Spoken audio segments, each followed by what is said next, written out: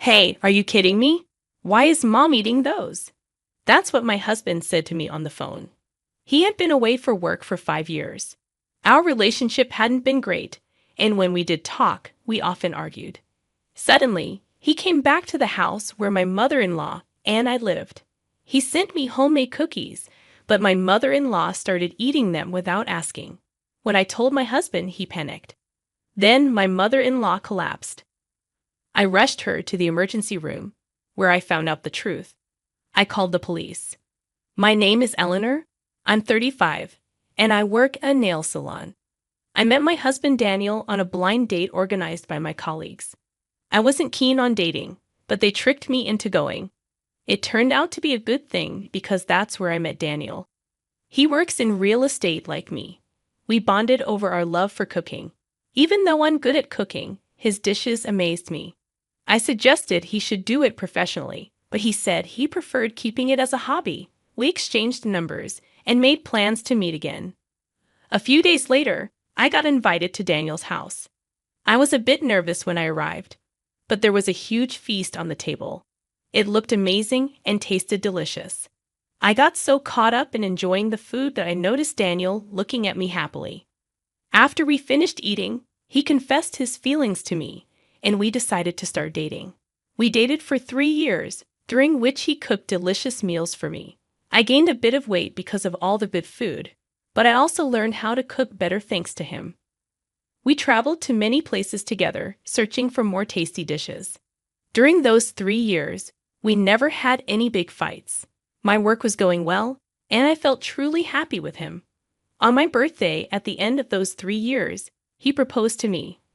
I cried when I saw the sparkling ring because I knew I wanted to spend every day with him. I was filled with happiness. Meeting my in-laws and the wedding ceremony went smoothly. Both of them are gentle and kind, just like Daniel. They welcomed me warmly, treating me like their own daughter. They've been married for 30 years and are very close, which makes me want to have a strong bond with Daniel as we grow old together. Unfortunately, we won't see them often because they live far away from us. Life with my husband was going smoothly. He often prepared meals for me, and coming home to a feast always lifted my spirits after a long day at work. His cooking seemed to erase all the fatigue from my day, and he would watch me happily as I ate, just like when we first started dating. After 3 years of marriage, our happy days took a sad turn. My father-in-law suddenly passed away after collapsing at work. Both my husband and I struggled to come to terms with the loss, but it hit my mother-in-law the hardest. They were very close, so her grief was understandable. I didn't know what to say to comfort her when I saw her crying in the hospital, and even after the funeral, she remained exhausted. She eventually quit her job, unable to cope with the loss. We tried to support her by visiting often, but she didn't seem to improve.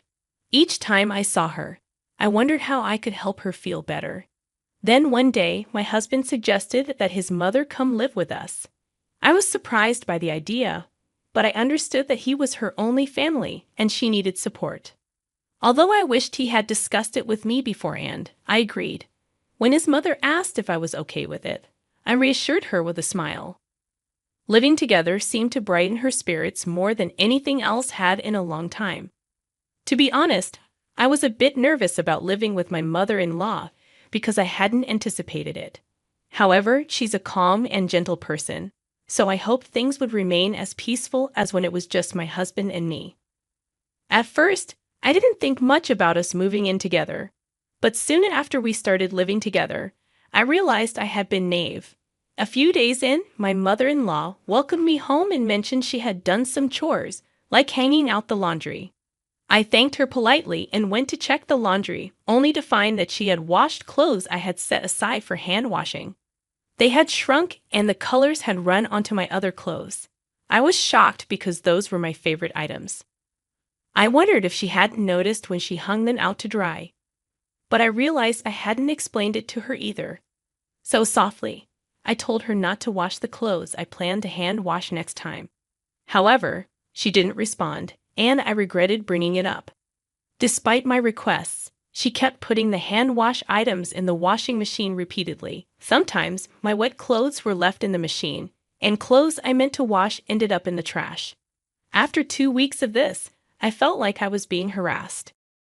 Whenever I politely warned her, she either ignored me or gave insincere apologies. It felt like a never-ending cycle. I tried washing my items at night and asking her to stay out of my room, but the small harassments continued. When I talked to my husband about it, he couldn't believe it and dismissed it as a misunderstanding. He wished it was just a mistake, but I couldn't shake off the feeling that something was wrong. I felt incredibly frustrated with my husband for not believing me. Then, one day, my mother-in-law mentioned she had cleaned the house. When I checked the trash, I found my practice nail tools, which I had been using since vocational school, thrown away. These tools were precious to me, and seeing them discarded made me lose my temper. I yelled at my mother-in-law, asking her not to throw away my tools and to be more considerate with the laundry, accusing her of deliberately trying to harass me. She defended herself, saying she only threw them away because they were dirty and she seemed oblivious to any wrongdoing.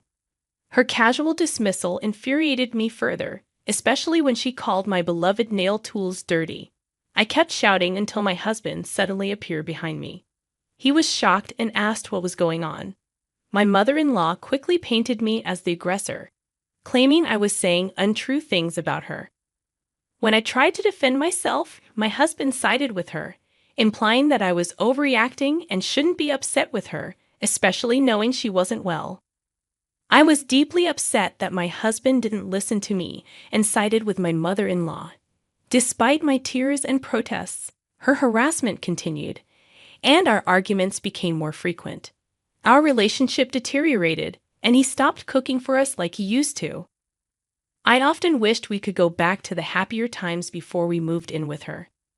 The only relief was that she didn't harass me when my husband was home. But one day, he dropped a bombshell. He was being transferred to a new place alone. I was shocked and asked why, but he said he had already decided and thought I would object if he told me earlier. He seemed indifferent to how I felt and brushed off my concerns about living with his mother. I pleaded for him not to leave, but he insisted on his decision, even shouting at me to accept it. He left for his new job alone, leaving me to face life with my mother-in-law, which turned into a living hell. In addition to the harassment over laundry and cleaning, my favorite dishes and clothes were thrown away, and my packages were opened without my permission. The situation worsened day by day, and my husband rarely came home. When he did, it was to accuse me of bullying his mother based on her complaints. I would deny the accusations, leading to fights both at home with my mother-in-law and on the phone with my husband. I was exhausted from the constant conflict. Work became my only respite, and I was grateful to have a job. About a year into living with my mother-in-law, I returned home from work to find her eating cookies. I ignored her and started preparing dinner when my husband called. Although I assumed it was about my mother-in-law again, I answered. To my surprise, he asked if I enjoyed the homemade cookies he made. It then hit me that it was Valentine's Day, a day he never acknowledged before. He never came home on my birthday or our anniversary, nor did he ever send gifts. I realized the cookies my mother-in-law was enjoying were the ones my husband had made. She had opened my package and helped herself without permission. When I coldly informed him of this, he seemed shocked. As we argued over the phone, there was a sudden loud noise behind us, and my mother-in-law collapsed. I hung up hastily, unable to understand what had just happened. My mother-in-law looked distressed and began convulsing, so I called an ambulance. She was rushed to the hospital and received emergency treatment, thankfully avoiding serious injury. However, the doctor's words shocked me. She may have eaten poisonous mushrooms. I couldn't fathom how poisonous mushrooms could end up in cookies, but it was the only explanation I could think of. I informed the doctor and called the police. They arrived promptly and discovered the poisonous mushrooms in the cookies my husband had sent me. I couldn't comprehend why my husband would do such a thing. His happiness when he asked if I had eaten the cookies now seemed suspicious. Frustrated and upset, I informed the police of his whereabouts and returned to the hospital. When my mother-in-law woke up, I told her about the poisonous mushrooms. She began to cry and apologized, admitting her envy of my happiness led her to mistreat me. She explained that my husband had instructed her to feed me the poisoned cookies as punishment for her bad-mouthing me. She expressed remorse and acknowledged my husband's extreme actions. Despite her attempts to dissuade him, he dismissed it as harmless, believing it would only cause a slight stomachache. I couldn't believe what my mother-in-law revealed. The cookies were meant to be the reason I would ask for a divorce. She thought she was only causing me a stomachache. She even considered eating them herself to protect her son from criminal charges if anything happened to me. Her story left me trembling. This wasn't something that could be resolved with just an apology. She was complicit, and I couldn't bear to see her face again. I told her as much, despite her continuous apologies. On my way home, I received a call from the police informing me that my husband had been arrested. That was the final straw. I quickly packed my belongings and returned to my parents' house, needing to distance myself from the chaos and betrayal. After my husband's release, I asked him to proceed with the divorce papers through my lawyer, and eventually, the divorce was finalized, with me receiving alimony. Shockingly, my lawyer revealed that my husband had been having an affair before he moved out. It was with a colleague at work, and apparently, the strained relationship between my mother-in-law and me contributed to it. Learning this made me realize how I had endured years of turmoil, hoping my husband would return to his former self. If I had known the truth, I would have sought a divorce much sooner. I never imagined that something as innocent as his cooking would lead to such trouble. Following his release, my husband lost his job due to the arrest and the rumors of his affair within the company. The woman he had the affair with also lost her job. Now he lives with his mother, struggling financially due to his criminal record and debts from the affair. Ironically, my mother-in-law now harasses him as she did me, giving him a taste of what I went through. It took me a while to recover from the shock, but with the support of my family, I found the strength to move forward. I decided to fulfill my long-time dream of opening a home-based nail salon using my alimony and savings. The day of the salon's opening was filled with congratulations from my former colleagues, and I felt immense joy seeing my dream come true. Now, working as a nail artist brings me happiness, and I'm grateful for the busy schedule and the smiles of my satisfied customers. Despite the hardships, I found peace and fulfillment in doing what I love.